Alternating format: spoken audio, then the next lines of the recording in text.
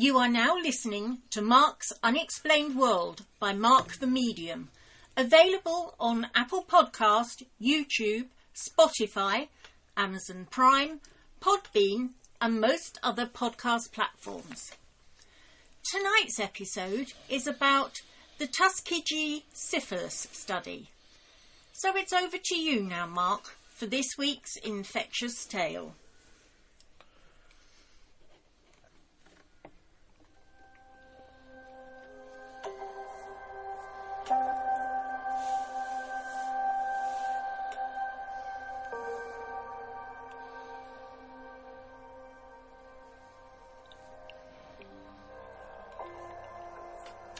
The Tuskegee study of untreated syphilis in the Negro Male was a study that was conducted between 1932 and 1972 by both the United States Public Health Service, or the CDC for short, on a group of nearly 400 African American men who had contracted syphilis. These African-American men were initially told that the syphilis experiment was originally only going to last 6 months. However, it ended up lasting for up to 40 years, and after the funding for the treatment was lost, the study was continued without informing the men that they would never be treated. The syphilis study continued under numerous public health service supervisors. Well, that was up until the 16th of November in 1972, when a leak to the press resulted in its termination. The purpose of the syphilis study was to observe the effects of the disease when it was untreated, though by the end of the study, medical advancements meant that it was entirely treatable. However, by then, 28 patients had actually died directly from syphilis, 100 died from complications related to syphilis, 40 of the patients' wives had become infected with syphilis, and 19 children were born with congenital syphilis. None of the originally infected men were treated for the ailment, even though by 1947 there was an antibiotic that was widely available that had become the standard treatment for syphilis.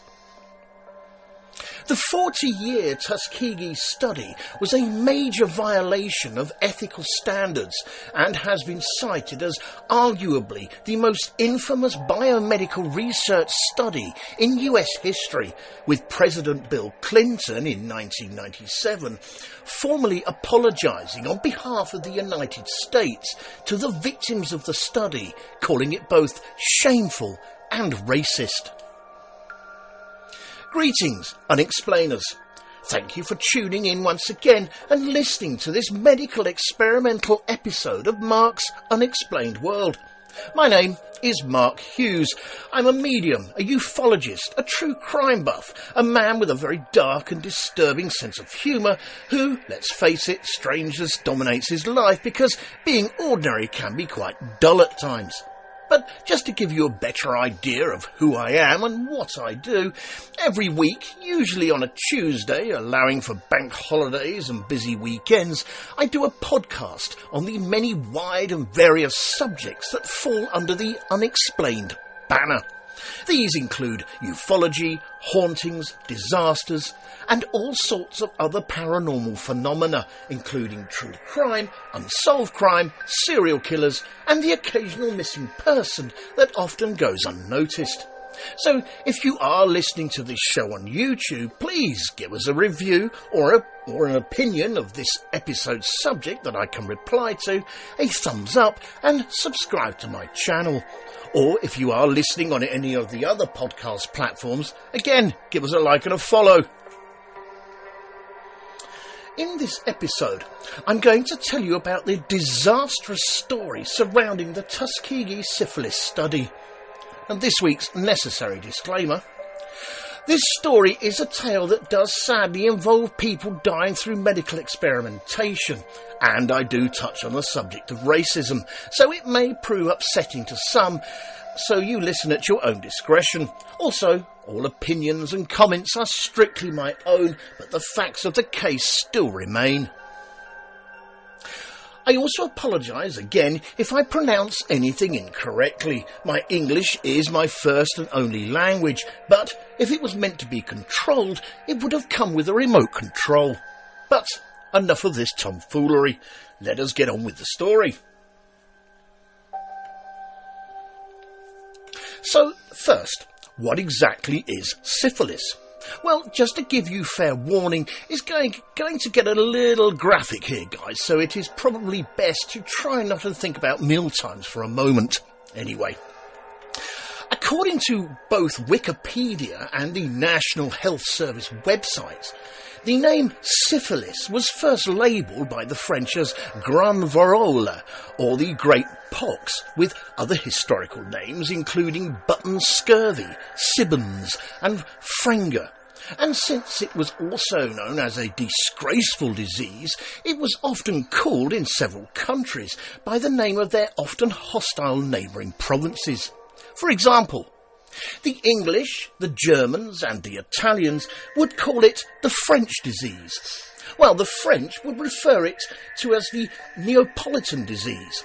The Dutch would call it the Spanish and or the Castilian disease, but to the Turks it was known as the Christian disease, while India, the Hindus and Muslims named the disease after each other.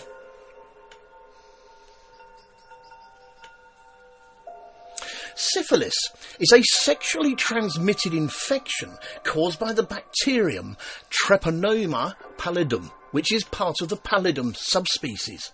The signs and symptoms of syphilis depend very much on the stage it presents itself. The primary stage is classically presented with a single chancre, which is a painless genital ulcer or a non-itchy skin ulceration, usually between 1 and 2 centimetres in diameter. However, there may be multiple sores. In secondary syphilis, a diffused rash occurs which frequently involves the palms of the hands and the soles of the feet, with possible sores in the mouth or vagina.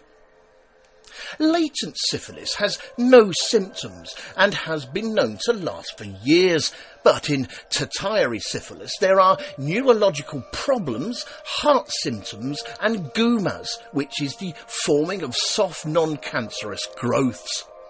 Syphilis has also been known as the great imitator, mainly due to it causing symptoms similar to those of many other diseases. The diagnosis for syphilis is usually made by using blood tests, with the bacteria then being detected using a dark field microscope. And, as I mentioned earlier, the disease is mostly commonly spread through sexual activity, but it may also be transmitted from mother to baby during pregnancy or at birth, resulting in what's called congenital syphilis. And because of this, the Centers for Disease Control and Prevention in the United States does recommend that all pregnant women be tested.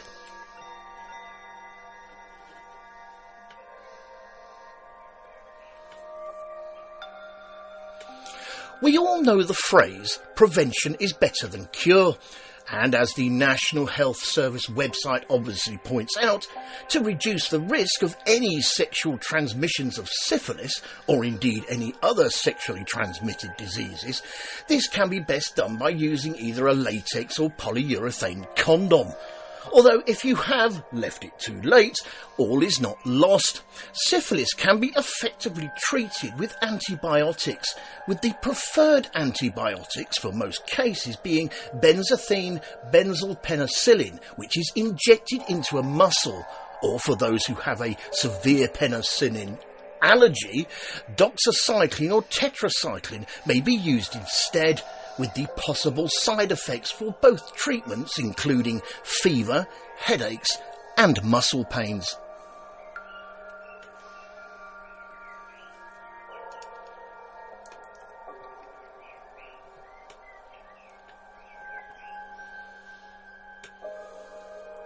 It all started back in 1928, when the Oslo study of untreated syphilis did a report on the pathologic manifestations of untreated syphilis in several hundred white males. With this Oslo study only being retrospective research, since investigators had only originally pieced together information from the histories of patients who had already contracted syphilis but remained untreated. The United States Public Health Service syphilis study at the Tuskegee group decided to build on this Oslo work and performed a prospective study to contribute to its findings. So, the US Public Health Service syphilis study at Tuskegee in Alabama began. First as a 6-month descriptive epidemiological study of the range of pathology associated with syphilis in the population of Macon County in the US state of North Carolina. These researchers who were involved with the syphilis study reasoned that they were not harming the men involved in the research, mainly because they were under the presumption that these men were unlikely to ever receive treatment anyway.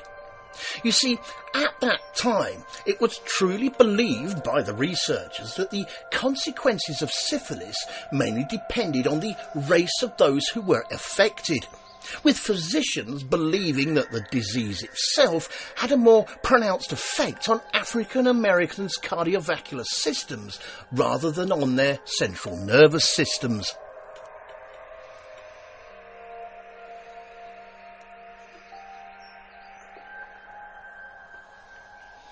After this first short break, in part 2 we will look at further information on how the African Americans were involved in the syphilis study.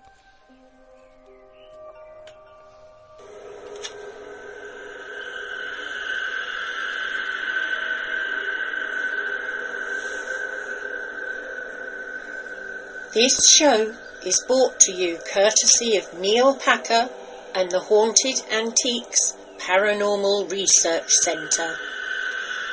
Find them online at www.hauntedresearchcentre.com or at 9 to 11 Regent Street, Hinckley, LE10 1AW. Open on Saturdays from 10 a.m. to 4 p.m. for guided tours of the haunted rooms at just £3 per person. Booking is essential at all times, and over 16s only please, unless accompanied by an adult. The haunted rooms are extremely haunted, and paranormal activity could and has taken place at any time. Some areas and particular objects or items can be quite scary and unnerving. Membership is available for £25 to qualify for selective offers. And why not download the app, available on both iOS and Android, for only $3.99, to keep up to date with what is coming up at the centre.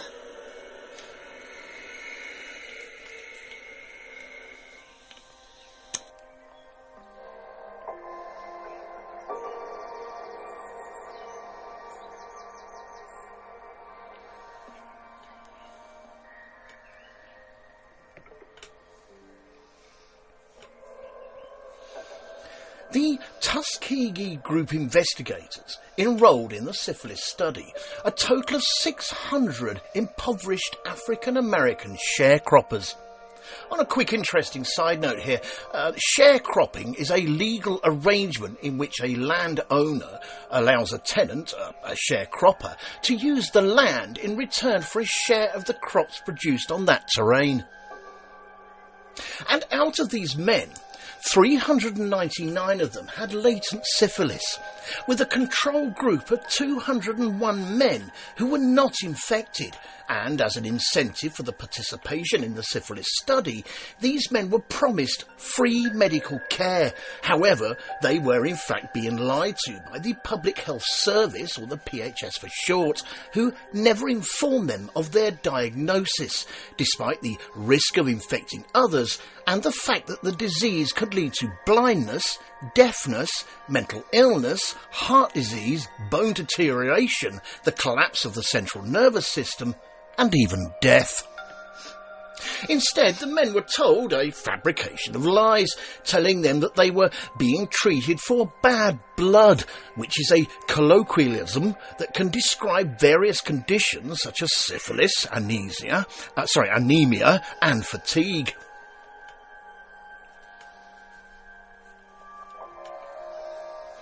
At the study's commencement, all the major medical textbooks recommended that all syphilis be treated, as the consequences of the disease were pretty severe. Initially, these subjects were studied for 6 to 8 months, and then they were treated with contemporary methods such as salvarsan, mercurial ointments, and bismuth, which were mildly effective but highly toxic. And not only that, but the men in the study were also administering disguised placebos, along with ineffective methods and diagnostic procedures, which were all misrepresented as treatments, with the participants throughout remaining completely ignorant of the studied clinicians' true purpose, which was to observe the natural course of untreated syphilis. You see, what the study clinicians could have done was chosen to treat all syphilitic subjects and close the study, or split off the control group for testing with penicillin, but instead they continued the study without treating any of the participants. That does not sound fair. But how did they do it? Easy. By withholding any treatment and information about penicillin from them, and preventing any participants from accessing syphilis treatment programs that were readily available to other residents in the area. To motivate the men in order to make them show up for their possibly dangerous, painful diagnostic and non-therapeutic spinal taps, the doctors would then send the participants a misleading letter with the title, and I quote, "Last chance for special free treatment."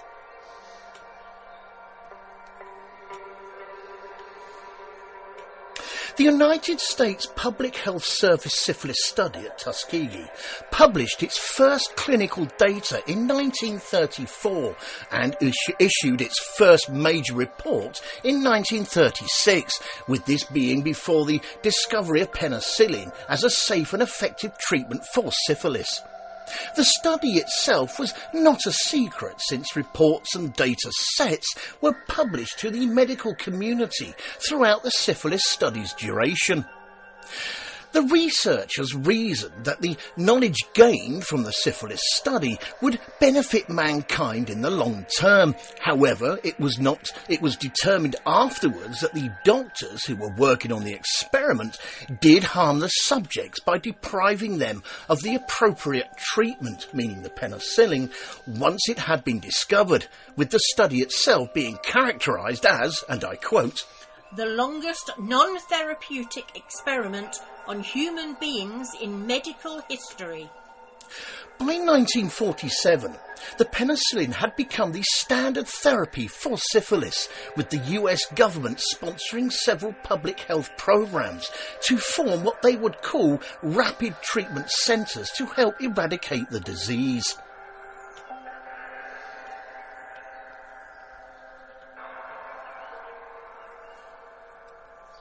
By the end of the Tuskegee Syphilis study in 1972, only 74 of the test subjects were still alive, and according to reports, of the original 399 men, 28 had died of syphilis, 100 had died of related complications, 40 of their wives had been infected, and 19 of their children were born with congenital syphilis. The revelation in 1972 of the syphilis study failures by the whistleblower and employee of the United States Public Health Service, Peter Buxton, led to major changes in US law and regulation concerning the protection of participants in clinical studies.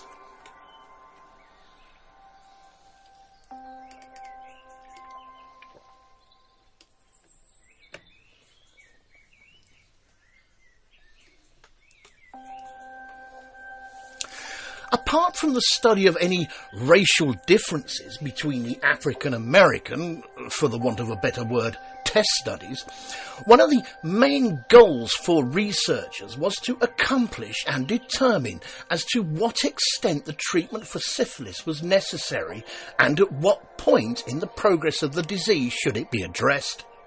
So, it was for this reason that the study emphasised better observation of individuals who had developed latent syphilis at a much later date.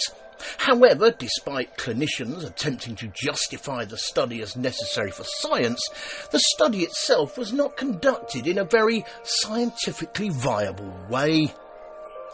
Austin V. Dabert of the US Public Health Service recognised that since the study's main goal had been compromised in this way, meaning that it was not conducted in a very scientific manner, the final results would in turn be meaningless and impossible to manipulate statistically.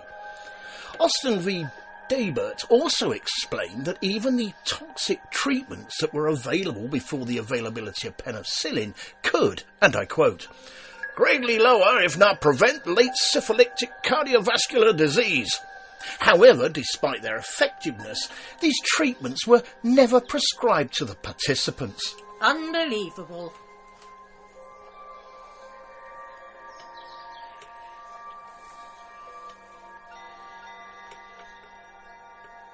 In 1974, 2 years after the Tuskegee Syphilis study was completed, Congress passed the National Research Act and created a commission to study and put together regulations governing around the research that involves human participants.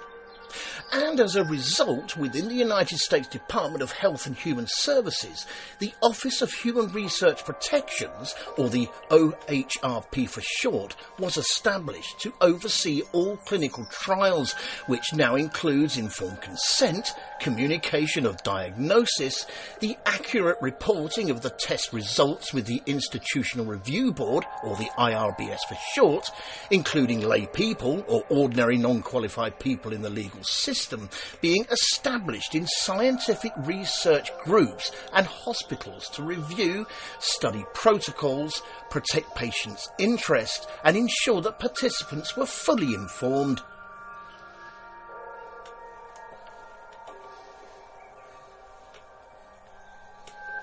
In 1994, a multidisciplinary symposium was held on the US Public Health Service syphilis study at Tuskegee called Doing Bad in the Name of Good, the Tuskegee Syphilis Study and its Legacy at the University of Virginia.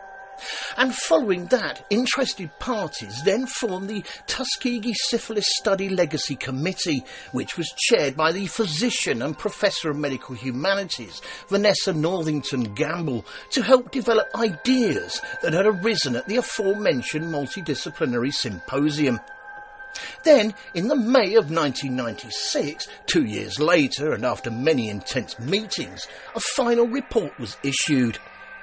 The committee had two relegated goals regarding the Tuskegee Syphilis study and the use of human test subjects. They were, and I quote, number 1, President Bill Clinton should publicly apologise to the survivors and their community for past government wrongdoing related to the study due to the harm done to the Macon County community and Tuskegee University, and the fears of government and medical abuse the study created among African Americans.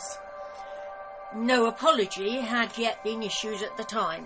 Number 2, the committee and relevant federal agency should develop a strategy to redress the damages, specifically recommending the creation of a centre at Tuskegee University for public education about the study, training programmes for healthcare providers, and a centre for the study of ethics in scientific research. So, a year later, on the 16th of May in 1997, President Bill Clinton formally apologised and held a ceremony at the White House for the surviving Tuskegee study participants, where he said, and I quote, "What was done cannot be undone, but we can end the silence. We can stop turning our heads away. We can look at you in the eye and finally say on behalf of the American people, what the United States government did was shameful, and I am sorry. To our African American citizens, I am sorry that your federal government orchestrated a study so clearly racist." 5 of the 8 study survivors attended the White House ceremony.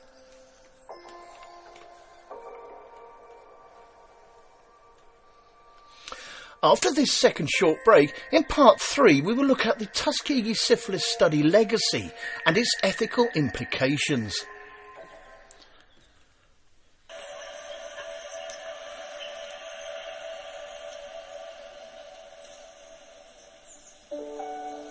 Fright Nights was established in 1999 as the first company in the world to offer overnight ghost hunt experiences to the general public, pioneering paranormal events since the last century.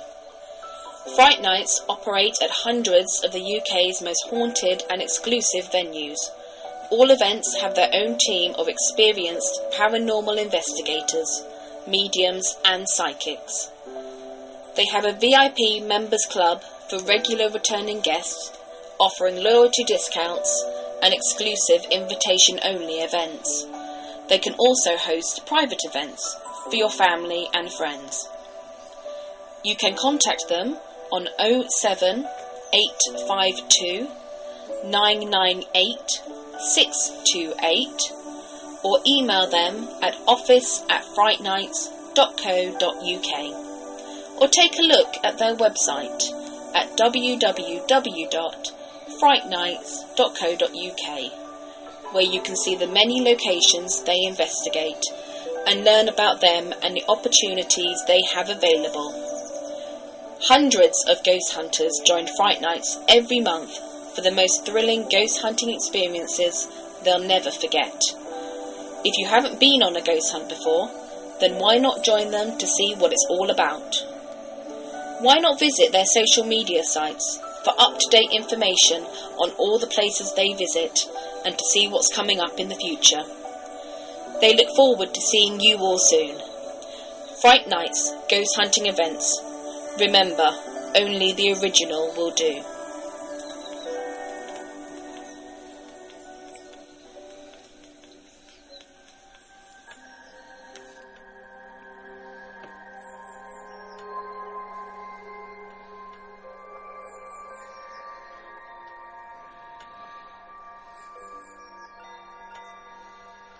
The 5 survivors of the Tuskegee Syphilis study who attended the White House ceremony in 1997 were Charlie Pollard, Herman Shaw, Carter Howard, Fred Simmons and Frederick Moss.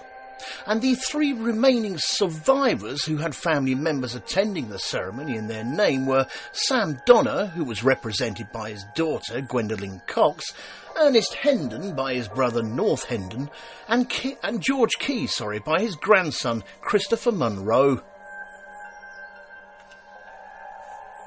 The main understanding that lay behind the United States Public Health Service syphilis study at Tuskegee in 1932, in which 100% of its participants were poor, rural African-American men with very limited access to health information, reflects very much the racial attitudes and mentalities in the States at that time.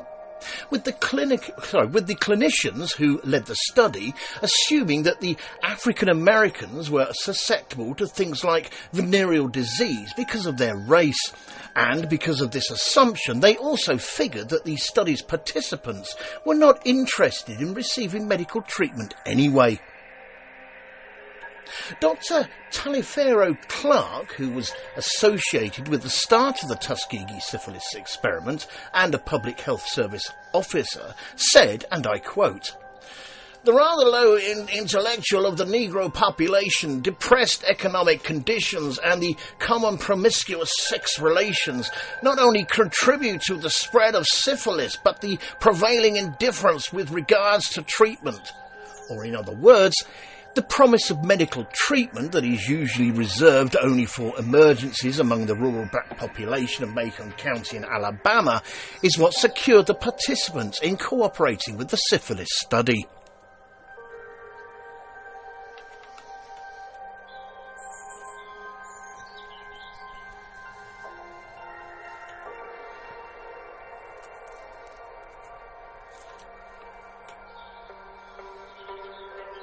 The exposures and revelations of mistreatment under the US Public Health Service syphilis study at Tuskegee is believed to have significantly damaged the trust of the black community towards any public health efforts in the United States, with observers believing that the abuses within the study may have contributed to the reluctance of many poor black people seeking routine preventative care.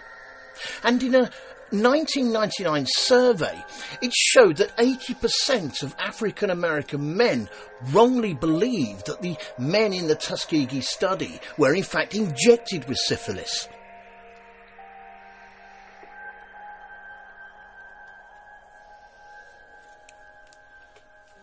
Later reports say studies that have investigated the willingness of black Americans to participate in medical experiments have not drawn consistent conclusions relating to the willingness and participation in studies by racial minorities with the Tuskegee Legacy Project questionnaire, finding that, even though black Americans were 4 times more likely to know about the syphilis trials than the whites, they are 2 to 3 times more willing to participate in biomedical studies. Are you keeping up? I think so, yes. Good, because brace yourself, there's more. People who participated in this survey did report that they were indeed aware of the Tuskegee syphilis study, but were often misinformed about the results and the issues around it.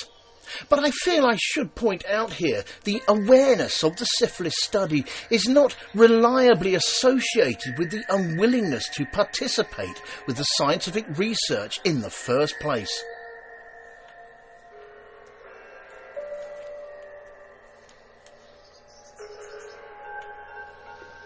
The United States Public Health Service syphilis study at Tuskegee highlighted issues in both race and science, with the aftershocks of this study, along with other human-run experiments in the United States, leading to the establishment of the National Commission for the Protection of Human Subjects of Biomedical and Behavioural Research and the National Research Act. On a quick interesting side note, the National Research Act is an American law enacted by the 93rd United States Congress and signed into law by President Richard Nixon on the 12th of July in 1974. The law was passed following a series of congressional hearings on human subject research directed by the Senator Edward Kennedy. The National Research Act created the National Commission for the Protection of Human Subjects of Biomedical and Behavioural Research to develop guidelines for human subject exploration and to oversee and regulate the use of human experimentation in medicine.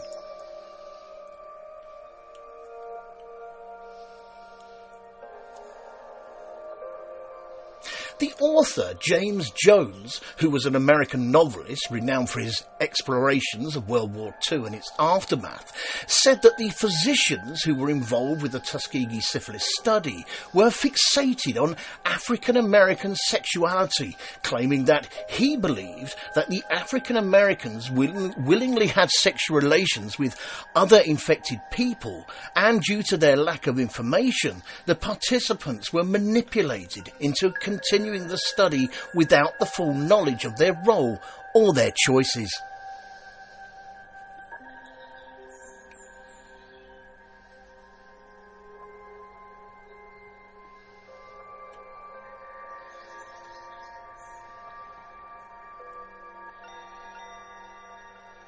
So, what of the lawsuits and the compensation payouts?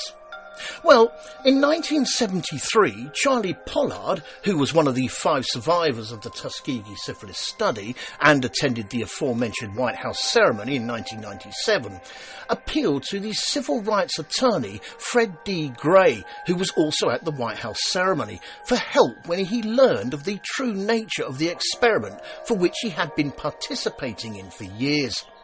And so later in that same year of 1973, the Charlie Pollard versus the United States case resulted in a $10 million out-of-court settlement. And in 1974, as part of the settlement of a class action lawsuit filed by the National Association for the Advancement of Coloured People on behalf of study participants and their descendants, the US government paid $10 million and agreed to provide free medical treatment to surviving participants and surviving family members who were infected as a consequence of the study. On another interesting side note, the National Association for the Advancement of Coloured People, or the NAACP for short, is an American civil rights organisation that was formed in 1909 as an interracial endeavour to advance justice for African Americans, with the NAACP being the largest and oldest civil rights group in America. Its mission in the 21st century is, and I quote, to ensure the political, educational, social and economic quality of rights of all persons, and to eliminate race-based discrimination. The NAACP initiatives include political lobbying, publicity efforts and litigation strategies developed by its legal team. However, the group enlarged its mission in the late 20th century by considering issues such as police misconduct, the status of black foreign refugees and questions of economic development. The NAACP also started publishing a quarterly magazine called The Crisis and bestows annual awards on African Americans in 3 categories. These include Image Awards, which are achievements in the arts and media, Theatre Awards, which are achievements in theatre and stage, and Spingarn Medals for outstanding achievements of any kind. Its headquarters are in Baltimore, Maryland.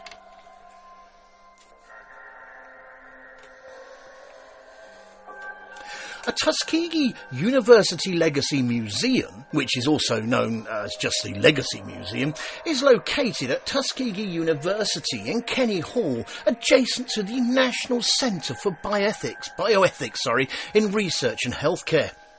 The museum's origins themselves stem from the Bill Clinton's 1997 apology to the victims of the Tuskegee Syphilis study, which is formally known as the official proclamation by President William Jefferson Clinton against the misdeeds of the United States Public Health Service in its untreated syphilis study in the Negro Male in Macon County, Alabama from 1932 to 1972. The museum's permanent exhibits include the patient, the project, the partnership, along with the mass production and distribution of HeLa cells at Tuskegee University.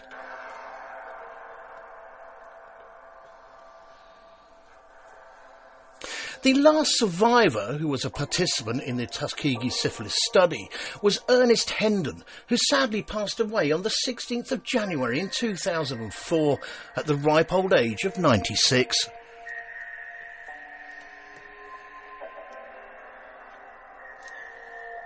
Thank you all for taking the time out to listen to this episode of Mark's Unexplained World. In our next episode, show number 142, we are going to be looking at the Gonjiam Psychiatric Hospital. One of the most haunted places in South Korea is the Gonjiam Psychiatric Hospital. The place is said to be full of legends, rumours and tales of murderous patients and insane doctors. The world found this place so spooky that in 2012, the TV station CNN called it one of the most freakiest places, making it one of the biggest hotspots for ghost seekers in Korea. This show was written and researched by myself, Mark Hughes, and proofread and edited by Linda Hughes. The pronunciations, of course, were all me. The actors in this episode were Mark Hughes, Linda Hughes and Denise Poolar, with special thanks, of course, to Neil Packer and the staff at the Haunted Antiques Paranormal Research Centre in Hinckley, and a big thank you to everyone for listening. We never run out of ideas here at the office for the Mark's Unexplained World podcast, but if you know of any other intriguing stories under the Unexplained banner, including ufology, hauntings, disasters and any other sort of paranormal phenomena, as well as true crime, unsolved crime, missing people, just drop me a direct message and I'll see what I can do. I'll also include the name of the person who suggested the idea in the end credits for the podcast. That's if they're happy for me to do so, of course.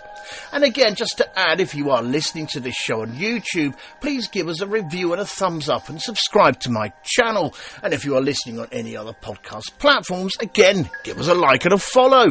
A thank you in advance. Mark's Unexplained World, because there's more to the paranormal than meets the third eye. And remember, guys, keep it real, because being real is better than being perfect. This show and all its contents are covered by basic copyright of Mark the Medium. Sorry, I'll get that right.